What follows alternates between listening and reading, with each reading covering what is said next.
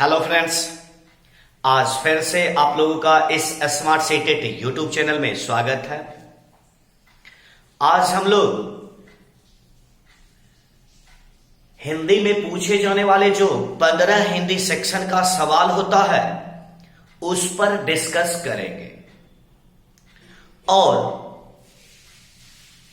Hindi section में पूछे जाने वाले कुछ प्रश्न ऐसे होते हैं जो आपको एग्जाम हॉल में रिपीट किया जाता है, पुनरावृत्ति के द्वारा आपको प्रश्न को पूछा जाता है। थोड़ा बहुत अंतर होता है कि कभी कभी ऑप्शन में ही देते हैं और कभी कभी ऑप्शन को प्रश्न बना देता है और प्रश्न को ऑप्शन बना देता है। तो हम लोग उसी प्रश्न की बात करेंगे। और अभी जो आप लोगों को इस वीडियो में कुछ प्रश्न देखने को मिलेगा, वह प्रश्न जो है वह बराबर पूछे जाने की संभावना है और पूछा जाता है। तो हम लोग बिना समय गवाए प्रश्न पर डिस्कस शुरू करते हैं। और सबसे पहला प्रश्न आपके स्क्रीन पर आ चुका है।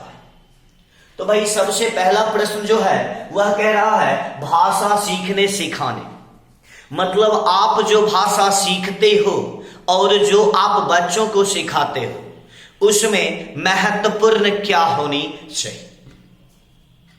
तो सबसे पहले हम लोग ये समझ लें कि जो भी प्रश्न आप लोगों को पूछा जाएगा शिक्षण शास्त्र के दृष्टिकोण से चारों का चारों ऑप्शन आपका सही हो सकता है।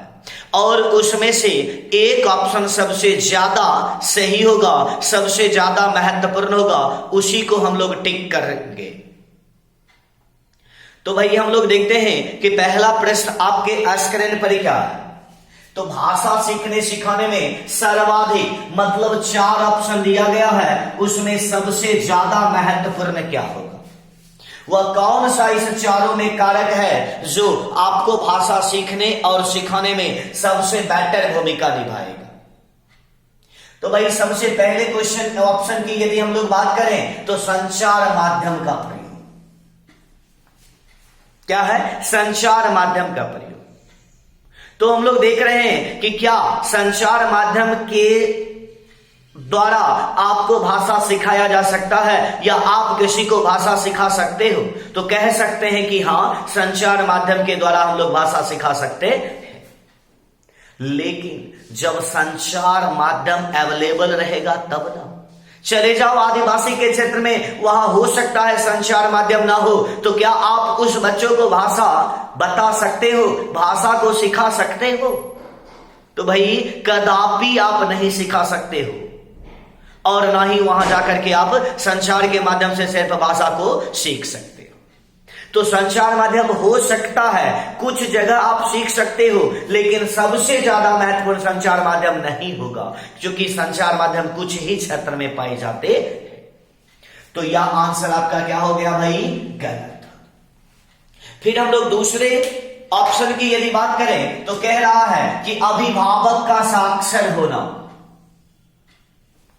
अब आप लोग देखिए कि अपने आस पड़ोस में कुछ बच्चे ऐसे भी होते हैं जिनके माता पिता तो साक्षर होते हैं, लेकिन उनका लड़का या लड़की कोई भी संतान की यदि बात करें तो वह अशिक्षित भी रह जाता है। तो क्या अभिभावक यदि साक्षर, हाँ, यदि कहिएगा कि अभिभावक यदि साक्षर होता है तो बच्चों को भाषा सीखने में आसानी होती है, यह बात है। लेकिन अभिभावक यदि साक्षर हैं तो लड़का भाषा का बेहतर प्रयोग करेगा ही, ऐसी कोई बात नहीं है। आप अपने आस पड़ोस में देखते होंगे कि माता पिता बहुत पढ़े लिखे हैं, लेकिन उनका बच्चा जो है वह अपने माता पिता इतना बेटर नहीं है। तो यह जरूरी नहीं है कि अभिभावक का साक्षर, कुछ जगह आप देखते होंगे कि एक अशिक्षित माता पिता के बच्चे भी बेहतर भाषा का प्रयोग करते हैं, एक अशिक्षित माता पिता के बच्चे भी बहुत बड़े से बड़े पोस्ट पर जाकर अपने जॉब को हासिल करते हैं। तो यह भी यहां पर आंसर नहीं होगा। फिर हम लोग देखते भाई भाषा शिक्षक का भाषा ज्ञान, क्या है? भाषा शिक्षक। तो भाई भाषा शिक्षक का भाषा ज्ञान आपके भाषा सीखने को प्रभावित करता है, लेकिन यदि शिक्षकों को भाषा का ज्ञान है और बच्चों के सामने वह यदि उसको नहीं रखता है तो क्या बच्चों को सीखने के लिए वह भाषा महत्वपूर्ण योगदान दे सकता है? तो कहिएगा नहीं। भाषा शिक्षक के पास भाषा ज्ञान है, यदि वह अपने जीवन में उचित प्रयोग बच्चों को सिखाने में उसका प्रयोग नहीं करता है तो क्या इसका कोई मतलब निकलता है? तो कहिएगा नहीं, इसका कोई भी मीनिंग नहीं निकलता। अब हम लोग आते हैं लास्ट ऑप्शन के ऊपर, देखते हैं कि भाषा का समृद्ध परिवेश। क्या भाई? भाषा का समृद्ध परिवेश। तो यही आपका क्या हो जाएगा? आंसर होगा। इसी को आप लोग आराम से टिक कर सकते हो। क्यों? तो आपको आनुवांशिकता कहीं से भी मिला हो, यदि आप भाषा के परिवेश में जाते हैं वहां पर आपका भाषा विकास होता है। कहने का मतलब यह है कि आप जिस परिवेश में रहते हैं उसी का भाषा का प्रभाव आप पर होता है। आप यदि कुडुक क्षेत्र के परिवेश में जाइएगा तो आप कुडुक भाषा को ही सीखिएगा। आप यदि बंगाल जाते हैं तो बंगाली भाषा का ही परिवेश आपके ऊपर आएगा। अर्थात कहने का मतलब है परिवेश, वातावरण। आप जिस परिवेश में रहते हैं आप उसी भाषा को सीखिएगा। तो इसका आंसर क्या हो जाएगा भाई? भाषा का समृद्ध परिवेश। तो सबसे पहले प्रश्न का आंसर छाटने में आपको कहीं से किसी भी प्रकार से डाउट है? यदि डाउट नहीं है और यदि डाउट रहेगा तो कमेंट बॉक्स में जरूर कमेंट कीजिएगा। आपके पास जो भी कमजोरी रहेगा उसको हम लोग समझ लेंगे और आगे के वीडियो में समझाने का प्रयास करेंगे। ठीक है? तो अब हम लोग देखते हैं कि आगे दूसरा प्रश्न जो आपके स्क्रीन पर आ रहा है वह देखते हैं क्या होता है। चलिए, तो हम लोग देखते हैं कि दूसरा प्रश्न आप लोगों के स्क्रीन पर आ चुका है। अब हम लोग देखते हैं कि दूसरा प्रश्न क्या कहता है कि पढ़ने की प्रक्रिया में सबसे ज्यादा महत्वपूर्ण है। क्या भाई? पढ़ने की प्रक्रिया में सबसे ज्यादा महत्वपूर्ण है। तो सबसे पहला ऑप्शन कहता है कि प्रवाह हो सकता है। कहा भी गया है कि पढ़ने की प्रक्रिया में प्राथमिक स्तर पर क्या होनी चाहिए भाई? प्रवाह होना चाहिए। आप जो भाषण देते हो उसमें क्या सिखाया जाता है आप लोगों को? कि भाषण में प्रवाह होनी चाहिए। यदि आप किसी प्रकरण को, किसी लाइन को भूल जाते हो तो वहां पर रुकना नहीं है, बल्कि धारा प्रवाह से उसके अगले पायदान को पकड़कर आगे बढ़ते चले जाना है। तो पढ़ने की प्रक्रिया में क्या महत्वपूर्ण है? तो प्रवाह हो सकता है। फिर हम लोग दूसरे ऑप्शन की बात करें, कह रहा है अक्षर ज्ञान। पढ़ने की प्रक्रिया में आप लोगों को बताया गया है कि अक्षर ज्ञान महत्वपूर्ण नहीं है, क्योंकि कहा जाता है कि कुछ बच्चों के पास अक्षर का ज्ञान नहीं होता है, फिर भी वह धारा प्रवाह से अपनी बातों को दूसरे व्यक्तियों के सामने परोस सकते हैं, रख सकते हैं। इसलिए यहां पर यह आंसर नहीं होगा। फिर हम लोग देखते हैं गति, पढ़ने की गति। आप देखेगा कि कुछ बच्चे क्या करते हैं भाई कि तेज गति से तो प्रश्न को पढ़ लेते हैं लेकिन उसका कोई अर्थ नहीं निकलता है। क्या होता है? उसका कोई अर्थ नहीं निकलता है। आप देखेगा अपने आस पड़ोस में अपने कुछ बच्चों को, वह पढ़ तो लेगा बहुत तेज गति से, एक बुक को दीजिएगा पूरे मतलब समाप्त कर देगा आपसे बहुत कम टाइम में, लेकिन यदि आप उससे संदर्भित अर्थ को पूछेगा तो बताएगा कि अर्थ तो हमको पता ही नहीं है। यदि आप कुछ बच्चों को देखेगा कि आप कहिए किसी प्रकरण को पढ़ने के लिए पढ़ लेगा बहुत तेज गति से, लेकिन बाद में उसका मीनिंग पूछेगा, अर्थ पूछेगा तो वह उसको बताने में असक्षम होता है। अब हम लोग देखते हैं भाई अर्थ। तो सबसे ज्यादा महत्वपूर्ण क्या हो जाएगा? अर्थ। यहां प्रवाह भी नहीं होगा। क्या होगा भाई? अर्थ होगा। क्यों? तो आप जो कुछ भी पढ़ते हैं उसका कुछ ना कुछ अर्थ निकलता है। बच्चा या आप या बुजुर्ग जो भी व्यक्ति होते हैं, कुछ यदि भाषा का प्रयोग करते हैं तो उसका कोई ना कोई अर्थ निकलता है। क्या निकलता है? अर्थ। तो भाष पढ़ने की प्रक्रिया में सबसे ज्यादा महत्वपूर्ण क्या होना चाहिए? अर्थ। आप कुछ भी पढ़ो उसका निकलना क्या चाहिए? अर्थ। यदि अर्थ नहीं निकलता है तो आपका पठन नहीं है। पठन की शुरुआत ही कहां से होनी चाहिए? अर्थ से होनी चाहिए। आप देखते होंगे अपने आस पड़ोस में छोटे बच्चों को, यदि वह कुछ भी बोलता है, तुतलाकर भी यदि कुछ बोलेगा तो उसका अर्थ आप समझ जाते हैं। और बच्चों की भाषा का तुतलाना या किसी भी प्रकार के भाषा का अर्थ सबसे ज्यादा उसकी मां समझती है। बच्चा यदि कुछ भी बोल रहा है तो उसका अर्थ जरूर निकलता है। इसीलिए कहा गया है कि पढ़ने की प्रक्रिया में सबसे ज्यादा कहीं भी भाषा प्रयोग की मतलब ही होता है अर्थ के साथ उसका प्रयोग। तो आप इस प्रश्न पर यदि जाइएगा कि पढ़ने की प्रक्रिया में आप यदि किसी प्रकरण को पढ़ रहे हैं तो पढ़ने की प्रक्रिया में सबसे ज्यादा महत्वपूर्ण क्या है? आप यदि पठन कर रहे हैं तो उसका कुछ ना कुछ अर्थ जरूर निकलना चाहिए, और अर्थ निकलता है।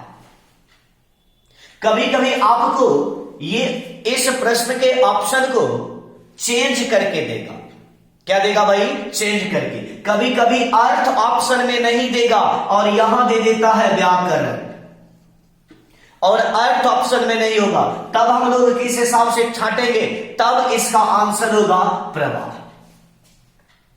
जब आपके ऑप्शन में अर्थ और प्रवाह दोनों एक साथ आवे तो इसका आंसर होगा अर्थ, और यदि ऑप्शन में अर्थ ना हो तब इसका आंसर होगा प्रवाह।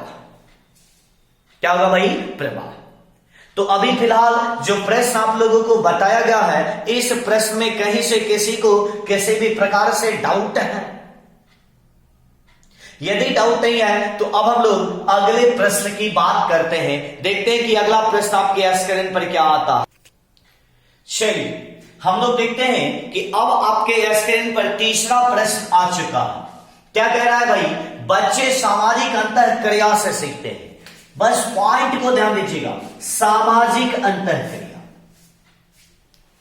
तो आप लोगों को यह पता है, और यदि पता नहीं है तो आज के बाद यह प्रश्न आप लोगों से गलत नहीं होगा। सामाजिक अंतःक्रिया, समाज और संस्कृति, समाज और संस्कृति की यदि बात करें तो इसका चर्चा भाषा के क्षेत्र में कौन किए थे भाई? वाइगॉस्की महोदय ने किए थे। कौन किए थे? वाइगॉस्की महोदय ने किए थे। तो इसका आंसर पियाजे नहीं होगा, स्किनर नहीं होगा, चॉम्स्की। चॉम्स्की ने जन्मजात भाषा क्षमता की बात किया था। जन्मजात किस भाषा क्षमता की बात किया था भाई? जन्मजात भाषा क्षमता यदि होगा तो चॉम्स्की का नाम आएगा। वाइगॉस्की ने समाज और संस्कृति पर जोर दिए। किस पर जोर दिए भाई? समाज और संस्कृति पर सबसे ज्यादा जोर वाइगॉस्की महोदय ने दिए थे, और जीन पियाजे महोदय ने भी भाषा का प्रयोग किया था। भाषा से संदर्भित मुख्य 3 ही नाम आपके एग्जाम हॉल में पूछा जाता है। एक तो आता है पियाजे महोदय, फिर आते हैं वाइगॉस्की, फिर आते हैं चॉम्स्की। चॉम्स्की ने कहा था कि बच्चे की भाषा क्षमता जन्मजात योग्यता है, ठीक है। और वाइगॉस्की महोदय ने कहा था कि बच्चे जो भाषा सीखते हैं वह अपने सामाजिक और संस्कृति की बदौलत भाषा को सीखते हैं। और पियाजे महोदय ने भाषा की सीखने और सिखाने की प्रक्रिया में ज्यादा जोर दिया था परिवेश, परिवेश या इसको कह सकते हैं वातावरण, और उसके बाद आनुवांशिकता। किस पर जोर दिया भाई? आनुवांशिकता। तो यहां से आपको 3 प्रश्न क्लियर हो चुका कि बच्चों की भाषा क्षमता जन्मजात योग्यता है, कौन बोला था? चॉमस्की। समाज और संस्कृति की बात कौन किया? वाइगॉत्स्की। और पियाजे ने किसका बात किया था? तो परिवेश या वातावरण या आनुवंशिकता पर ज्यादा जोर दिया था। तो अभी फिलहाल क्वेश्चन नंबर 3 का आंसर क्या होगा भाई? वाइगॉत्स्की महोदय का नाम आएगा। तो इस प्रश्न में कहीं से किसी को किसी भी प्रकार से डाउट है? चलिए, यदि डाउट नहीं है तो हम लोग क्वेश्चन नंबर 4 की बात करते हैं और देखते हैं कि क्वेश्चन नंबर 4 आपके स्क्रीन पर क्या आता है। चलिए, तो क्वेश्चन नंबर 4 आप लोगों के स्क्रीन पर आ चुका है और कहता है कि भाषा सीखने सिखाने में आप किसे सबसे अधिक महत्वपूर्ण मानते हैं? किसे मानते हैं भाई सबसे महत्वपूर्ण? तो बाल साहित्य, प्राथमिक स्तर पर या कहीं भी बाल साहित्य से भी आप भाषा सीखते हैं। आपको बताया गया है कि आपको जो एग्जाम हॉल में प्रश्न पूछा जाएगा उसमें से 4 के 4 ऑप्शन ठीक हो सकते हैं, लेकिन उसमें से भी सबसे ज्यादा महत्वपूर्ण जो होगा, सबसे ज्यादा जो सटीक आंसर होगा, उसी को आप लोग टिक कीजिए। तो पहला है बाल साहित्य, दूसरा है भाई संज्ञानात्मक विकास। क्या है? संज्ञानात्मक विकास। हो सकता है यदि आपका संज्ञानात्मक विकास ठीक है तो भाषा का विकास ठीक हो सकता है। उसके बाद आता है पाठ्य पुस्तक। हाँ सर, पाठ्य पुस्तक से भी आप भाषा सीखते हो, बाल साहित्य से भी आप भाषा सीखते हो। अब कह रहा है सामाजिक अंतःकरण। तो चारों ऑप्शन, चारों का चारों, बाल साहित्य से भी आप भाषा को सीखते हो, संज्ञानात्मक विकास यदि ठीक है उससे भी आप भाषा सीखते हो, पाठ्य पुस्तक से भी आप भाषा सीखते हो और सामाजिक अंतःक्रिया से भी आप भाषा सीखते हो। अब चारों के चारों ऑप्शन में सबसे ज्यादा महत्वपूर्ण क्या है, इसकी बात हम लोग करेंगे। तो सबसे ज्यादा महत्वपूर्ण क्या होगा भाई? सामाजिक अंतःक्रिया, क्योंकि यह आपके परिवेश पर डिपेंड है। किस पर डिपेंड है भाई? परिवेश पर। और कहा गया है कि आप जिस परिवेश में रहते हैं उससे आपके भाषा पर ज्यादा प्रभाव दिखता है, इसीलिए इसका आंसर क्या हो जाएगा? सामाजिक अंतःक्रिया। और इस पर ज्यादा जोर कौन दिया भाई? वाइगॉत्स्की महोदय ने दिए थे। कौन दिए थे? वाइगॉत्स्की महोदय। जो पिछला प्रश्न था उसी में आप लोगों को बताया। कौन दिए हैं? वाइगॉत्स्की महोदय ने दिए। ठीक है, तो भाई बताइएगा इस प्रश्न में कहीं से किसी को किसी भी प्रकार से डाउट है? चलिए, यदि डाउट नहीं है तो इसके जस्ट अगले प्रश्न की बात हम लोग करते हैं। देखते हैं कि आपके स्क्रीन पर अगला प्रश्न क्या आता है। चलिए, क्वेश्चन नंबर 5 आप लोगों के स्क्रीन में आ चुका है। देखते हैं कि भाषा के प्रमुख कौशल कितने हैं। तो भाई या तो सारे ऑप्शन पर जिक्र भी नहीं किया जाएगा या क्या होता है? 4। जिस 4 ऑप्शन होता है मतलब सुनना, सुनना, बोलना, पढ़ना और लिखना। महत्वपूर्ण भाषा कौशल कितना है भाई? भाषा कौशल कितना है? तो 4। सुनना, बोलना, पढ़ना, लिखना, जिसको हम लोग सुबोपली के हिसाब से जानते हैं। सुबोपली मतलब सुनना, बोलना, पढ़ना, लिखना। ठीक है, तो इस प्रश्न में किसी को शायद डाउट नहीं होना चाहिए था। यदि यह प्रश्न आपको नहीं भी करवाया जाता फिर भी आप लोग इस प्रश्न को आराम से टिक कर सकते थे। अब हम लोग देखते हैं कि क्वेश्चन नंबर 6 आप लोगों के स्क्रीन पर क्या आता है। चलिए, तो हम लोग देखते हैं भाई कि क्वेश्चन नंबर 6 आप लोगों के स्क्रीन पर आ चुका है। तो हम लोग देखते हैं कि क्वेश्चन हिंदी भाषा के आकलन का उद्देश्य नहीं है। ध्यान दीजिएगा, नहीं है। क्वेश्चन आप लोगों के स्क्रीन पर जो एग्जाम हॉल में मिलेगा वह 2 तरह से क्वेश्चन आप लोगों को मिलेगा। पहला होगा सकारात्मक क्वेश्चन और दूसरा होगा नकारात्मक, निगेटिव, जिसमें नहीं लगा हो। ठीक है, तो जिसमें नहीं लगा हो का मतलब होता है क्वेश्चन नकारात्मक, और उसमें से आपको ऑप्शन भी नकारात्मक ही चुनने होते हैं। ठीक है, तो अब कह रहा है कि भाषा के आकलन का उद्देश्य नहीं है, आप जो भाषा का आकलन करते हो उसका क्या उद्देश्य नहीं है। तो देखते हैं कि क्वेश्चन कह रहा है कि बच्चों की भाषागत त्रुटियों की पहचान करें। ठीक है, मतलब कह रहा है कि आप जब बच्चों को कक्ष में भाषा का आकलन कर रहे होते हैं तो कह रहा है ही को भी ध्यान देना, ही यह एक निपात है। क्या है? निपात। और ही का मतलब होता है केवल। तो आप जो बच्चों के भाषा का आकलन करते हो केवल भाषागत त्रुटि को पहचानने के लिए तो नहीं, आकलन या मूल्यांकन जो भी किया जाता है केवल और केवल एक पक्ष के लिए नहीं किया जाता है, वह एक साथ कई पक्षों को देखते हुए किया जाता है। ठीक है, तो पहले इस ऑप्शन को पढ़ने से पहले हम लोग इधर के 3 ऑप्शन को पढ़े। भाषा सीखने के संदर्भ में प्रत्येक बच्चों की विशेष आवश्यकता की पहचान। तो भाई विशेष आवश्यकता की हम पहचान करते हैं, कर सकते हैं, क्योंकि यदि आप कक्ष में बच्चों के भाषा का आकलन कर रहे हैं तो कुछ बच्चों को किसी भी चीज की विशेष आवश्यकता है, इसीलिए आप भाषा का आकलन कर सकते हैं। यदि आप भाषा का उचित प्रयोग कर रहे हैं तो आकलन के संदर्भ में समझिएगा। आप भाषा का प्रयोग कर रहे हैं, कुछ बच्चे श्रवण बाधित हैं, तो उसे यदि आप प्रयोग नहीं कीजिएगा, आकलन नहीं कीजिएगा तो आपको पता नहीं चलेगा कि वह बच्चा श्रवण बाधित है, और जब पता नहीं चलेगा तो आप उसे जो भी ऐसे फोल्डिंग देना चाहिए वह आप नहीं दे पाते। तो आप आकलन करते हो कि जब कक्ष के सारे बच्चे की यदि कुछ आवश्यकता है तो उसे आप क्या करोगे? अवेलेबल करवा सकते। ठीक है, तो इस प्रश्न में, इस ऑप्शन में कहीं से किसी को डाउट? चलिए, यदि डाउट नहीं है तो ऑप्शन नंबर सी को पढ़ते हैं। भाषा सीखने सिखाने की प्रक्रिया को उन्नत बनाना।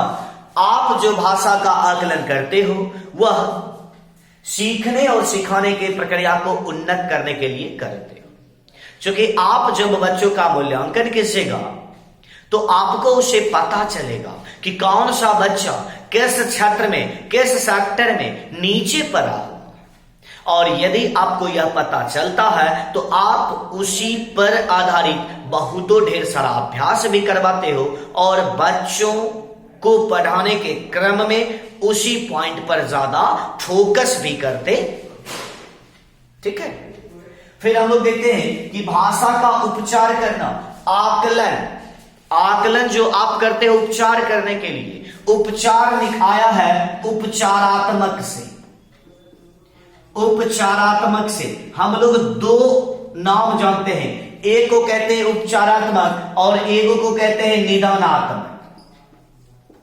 क्या कहते हैं भाई? निदानात्मक। तो निदान, आप मूल्यांकन जो कर रहे हो निदान करने के लिए, निदान से पता चलता है कि कहां कमी रह गई है, और यदि कमी का पता चलता है तो आप उपचार करते हो, अर्थात उपचारात्मक। तो अब हम लोग जब चारों ऑप्शन को देख लिए तो चारों ऑप्शन से हम लोगों को पता चला कि यह 3 का 3 ऑप्शन होगा और यह ऑप्शन नहीं होगा, तो इसका आंसर यही होगा। ठीक है, तो इस प्रश्न में कहीं से किसी को किसी भी प्रकार से डाउट है तो अभी हम लोग इस प्रश्न में जो देखे उसका आंसर ऑप्शन नंबर ए होता है। तो इस वीडियो में हम लोगों ने 6 प्रश्न को देखा, शेष प्रश्नों की बात भी आप लोगों के सामने पेश किया जाएगा अगले वीडियो के हिसाब से। और यदि आपको समझ आ गया होगा, समझाने का तरीका यदि ठीक लगा होगा, और यदि अभी तक आप लोग में से जो भी लोग इस चैनल को सब्सक्राइब नहीं किए हैं वो इस चैनल को सब्सक्राइब करें, लाइक करें और दोस्तों में शेयर भी जरूर करें, ताकि जो भी नया वीडियो बनेगा वह आप लोगों के सामने पहुंचता रहेगा। ठीक है, तो फिर हम लोग मिलते हैं अगले क्लास में। तब तक के लिए धन्यवाद।